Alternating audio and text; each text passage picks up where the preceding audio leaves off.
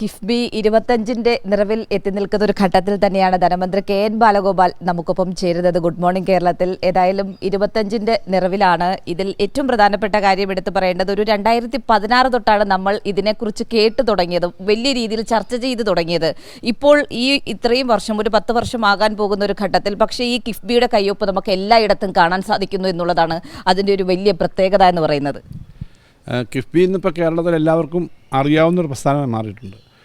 കേരളത്തിലെ അടിസ്ഥാന സൗകര്യ വികസനത്തിനകത്ത് വലിയ തോതിൽ പങ്കുവഹിച്ചു എന്ന് മാത്രമല്ല, പൊതുവിൽ ആളുകൾ വലിയൊരു പദ്ധതി വേണമെങ്കിൽ കിഫ്ബിയുടെ ഫണ്ട് എടുക്കാവുന്നതാണ്. അത് പലതും ശരിയായിട്ടും തെറ്റായിട്ടും തിരിക്കുന്നുണ്ട്. ഇഷ്ടംപോലെ ഫണ്ടുണ്ട്, എങ്ങനെയും എടുക്കാം. അങ്ങനെയല്ല, കിഫ്ബി അടിസ്ഥാന സൗകര്യ വികസനത്തിന് വേണ്ടിയിട്ടാണ് ഏറ്റവും കൂടുതൽ പണം.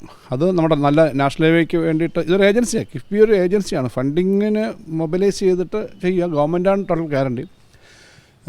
അല്ലെങ്കിൽ ഗവൺമെൻറ്റിൻ്റെ പൊതുവായ എക്സ്ചക്കറിൽ നിന്ന് തന്നെയാണ് ഈ പണം പിന്നെ പോകും. പക്ഷേ ലാഭാധിഷ്ഠിതമായ പദ്ധതികളാണ്. ഗവൺമെൻറ്റിൻ്റെ ഒരു ഭാഗം കൊടുക്കും, ലാഭാധിഷ്ഠിതമായ പദ്ധതികൾ ഏറ്റെടുക്കണം. ഇതൊക്കെയാണ് കിഫ്ബിയുടെ അടിസ്ഥാനപരമായ കാഴ്ചപ്പാട്.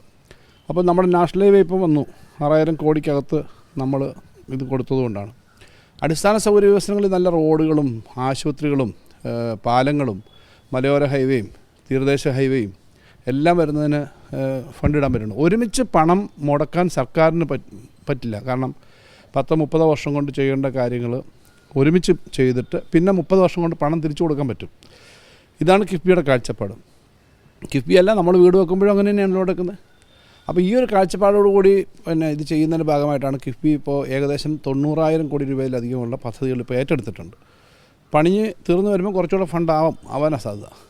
ഒന്നാം പിണറായി സർക്കാരിൻ്റെ സമയത്ത് 60,000 കോടി രൂപയോളം പ്രപ്പോസൽ കൊടുത്തു. പക്ഷേ സ്പെൻഡ് ചെയ്തത് മഹാഭൂരിപക്ഷം ഈ സമയത്താണ്. 37,000-40,000 കോടിക്കകത്ത് ഇപ്പം സ്പെൻഡ് ചെയ്തിട്ടുണ്ട്. അതിൻ്റെ ആദ്യത്തെ ഒരു ഭാഗം 10,000 കോടിക്കടുത്ത് മാത്രമാണ് ഒന്നാം പിണറായി സർക്കാരിൻ്റെ സമയത്ത് ചിലവഴിച്ചത്. അപ്പോൾ രണ്ടാം പിണറായി സർക്കാർ വന്നതുകൊണ്ടാണ് ഇത്രയും കാര്യങ്ങൾ നടന്നു എന്നുള്ളതാണ് ഏറ്റവും പ്രധാന പ്രശ്നം. ഗവൺമെൻറ്റിൻ്റെ തുടർച്ചയാണ്. അപ്പോൾ ഇത്രയും തുടർച്ച ഉണ്ടായെന്ന് മാത്രമല്ല, ഈ ഘട്ടത്തിൽ കിഫ്ബിയുടെ ഈ ഫണ്ടിങ് സോഴ്സ് മാത്രം അടയ്ക്കാനും ഇതിനെടുത്ത ലോണ് സംസ്ഥാനത്തിൻ്റെ ബഡ്ജറ്റ് ബോറോയിങ് പെടുത്താനുള്ള ശ്രമം ഉണ്ടായെന്നല്ല, അതിപ്പോൾ നടക്കുകയാണ്. ഈ വർഷവും 4,730 കോടി രൂപ നേരത്തെ കിഫ്ബി എടുത്തതിൻ്റെയും പെൻഷൻ കമ്പനി എടുത്തതിൻ്റെയും സംസ്ഥാന ബഡ്ജറ്റിൽ നിന്ന് അവർ കട്ട് ചെയ്തു, സംസ്ഥാന ബോറോയിങ്ങിൽ നിന്ന്. കഴിഞ്ഞ വർഷവും അതിനങ്ങേ വർഷമൊക്കെ കട്ട് ചെയ്തു. അപ്പോൾ കിഫ്ബി നേരത്തെ വിചാരിച്ചതുപോലെ ബഡ്ജറ്റിന് പുറത്തുനിന്ന് നമ്മുടെ ബഡ്ജറ്റിനെ ബാധിക്കാതെ എടുത്ത് പോകാം എന്നുള്ളതല്ല, നമ്മുടെ ബഡ്ജറ്റിനകത്തുനിന്ന് നമ്മുടെ ബോറോയിങ്ങിൽ നിന്ന് കട്ട് ചെയ്യാൻ വന്നു. എന്നിട്ട് നമ്മൾ കിഫ്ബിയുടെ മേലുള്ള ആ വിശ്വാസം നിർത്തി പണം കൊടുക്കാതിരുന്നിട്ടില്ല.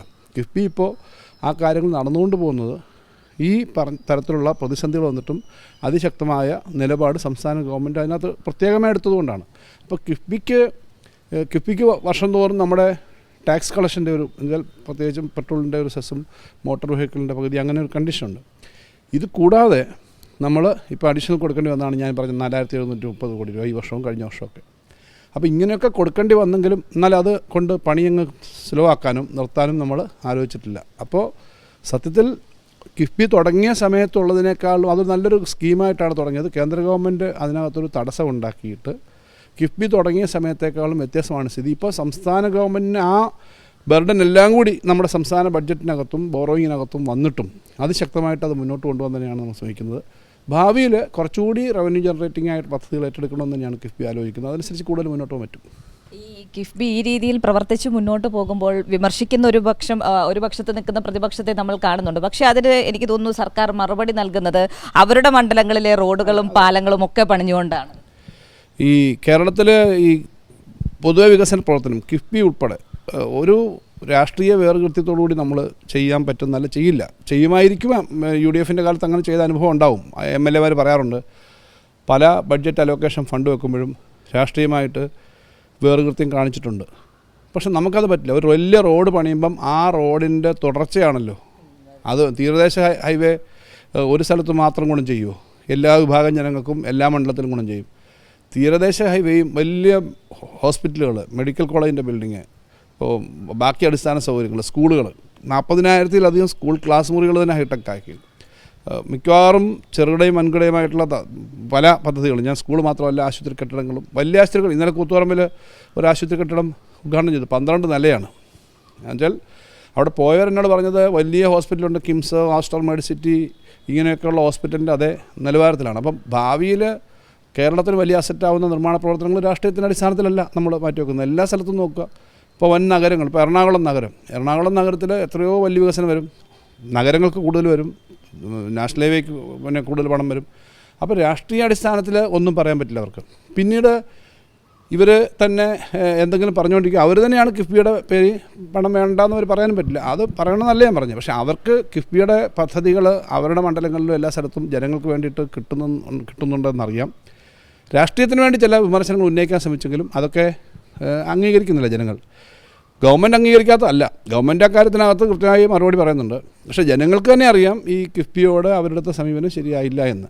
പക്ഷേ കിഫ്ബിയോട് കേന്ദ്ര ഗവൺമെൻറ് അടുത്ത സമീപനമാണ് സത്യത്തിൽ പ്രതിപക്ഷവും ഭരണപക്ഷവും കൂടി ചേർന്ന് ശക്തമായി എതിർക്കേണ്ടത്. കാരണം സംസ്ഥാന ബഡ്ജറ്റ് ഞാൻ വന്നതിന് ശേഷം കിഫ്ബിയുടെ ബെനിഫിറ്റ് ഈ പറഞ്ഞ പോലെ ബഡ്ജറ്റിന് പുറത്തുനിന്ന് അവർ ബോറോ ചെയ്ത് നമ്മുടെ ബഡ്ജറ്റിനെ ബാധിക്കാതെ ചിലവാക്കാം എന്നുള്ള കാര്യം പോയിട്ട് നമ്മുടെ ബഡ്ജറ്റിനകത്ത് ഇപ്പോൾ ഈ വർഷം 4730 കോടി രൂപ അഡീഷണൽ പോയി. ഞാൻ പറഞ്ഞ നമ്മൾ നേരത്തെ എടുത്ത കടത്തിൻ്റെ പേര് പറഞ്ഞു, ഇതുകൂടാതെ ടാക്സ് ഷെയർ വേറെ പോകുന്നുണ്ട്. അപ്പോൾ ഇത്രയും കാര്യം വരുന്നു. എന്തായാലും ഇന്ത്യയിൽ ഏറ്റവും കൂടുതൽ സംസ്ഥാന ബഡ്ജറ്റിൻ്റെയും GSDPയുടെയും ശതമാനം കണക്കി നോക്കിയാൽ ഏറ്റവും കൂടുതൽ മൂലധന നിക്ഷേപം നടത്തുന്ന ഒരു സംസ്ഥാനം കേരളമാണ്. അത് നമ്മുടെ ബഡ്ജറ്റിനകത്തുള്ള മൂലധന നിക്ഷേപമുണ്ട്, പ്ലാനിലുള്ളതുകൊണ്ട്, അതോടൊപ്പം തന്നെ കിഫ്ബി വഴിയുണ്ട്. അപ്പോൾ ഏറ്റവും കൂടുതൽ മൂലധന നിക്ഷേപം നമുക്ക് നടത്തുന്നതുകൊണ്ട് തന്നെ വലിയൊരു വികസന കുതിച്ചുചാട്ടം വ്യവസായത്തിൽ, പുതിയ തരത്തിലെ ആശയത്തിൽ, ഗവേഷണത്തിൽ, വിദ്യാഭ്യാസത്തിലൊക്കെ വലിയ കുതിച്ചുചാട്ടം ഉണ്ടാക്കാൻ പറ്റുന്ന പശ്ചാത്തലം കിഫ്ബി വഴി നമുക്ക് ഉണ്ടാക്കാൻ പറ്റിയിട്ടുണ്ട്. ഇപ്പം നമ്മൾ ലക്ഷ്യമിട്ടതിനേക്കാൾ ഇരട്ടി അത് അച്ചീവ് ചെയ്താണ് മുന്നോട്ട് പോകുന്നത്. ഇനിയുള്ള മുന്നിലുള്ളൊരു ഗോൾ എങ്ങനെയായിരിക്കും?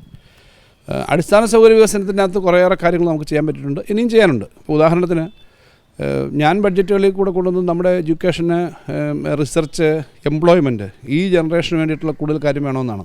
ഇപ്പോൾ ഉദാഹരണത്തിന് ഇപ്പം നമ്മൾ ഏറ്റവും ലേറ്റസ്റ്റായിട്ട് പറഞ്ഞത് വിഴിഞ്ഞം തുറമുഖം വന്നതിൻ്റെ പശ്ചാത്തലത്തിൽ വലിയൊരു ഇൻഡസ്ട്രിയൽ ഡെവലപ്മെൻറ്റ് ഏരിയ വേണം. ഇൻഡസ്ട്രി എന്ന് പറഞ്ഞാൽ കുറേ ഫാക്ടറികൾ മാത്രമൊന്നുമല്ല, ഈ പോർട്ട് റിലേറ്റഡ് ആയിട്ടുള്ള ധാരാളം കാര്യങ്ങളും സർവീസസും വരാം.